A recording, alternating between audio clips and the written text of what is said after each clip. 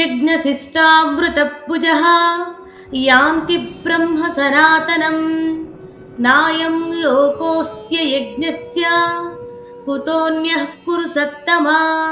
పద అర్థం చూద్దాం రండి. యజ్ఞశిష్ట అమృతభుజః, యజ్ఞం తరువాత మిగిలిన పవిత్రమైన భాగాన్ని అనుభవించేవారు యాంతి చేరుతారు, బ్రహ్మ సనాతనం శాశ్వతమైన బ్రహ్మాన్ని, న అయం లోక అస్తి ఈ లోకం కూడా ఉండదు, అయజ్ఞస్య యజ్ఞం చేయని వానికి, కుతః అన్యః మరి పరలోకం ఎలా లభిస్తుంది, కురు సత్తమా ఓ అర్జున కురువంశంలో శ్రేష్ఠుడా. ఇప్పుడు తాత్పర్యం చూద్దాం రండి. కృష్ణుడు చెప్తున్నాడు, అర్జున యజ్ఞం యొక్క మహత్వాన్ని ఇప్పుడు పూర్తిగా గ్రహించు.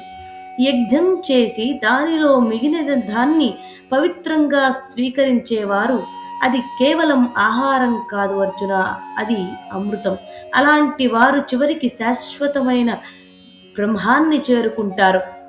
ఎందుకంటే వారి జీవితం అర్పణంతో నిండి ఉంటుంది.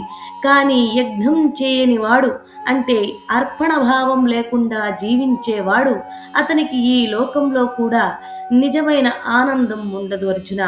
మరి అలాంటి వాడికి పరలోకం ఎలా లభిస్తుంది అర్జున?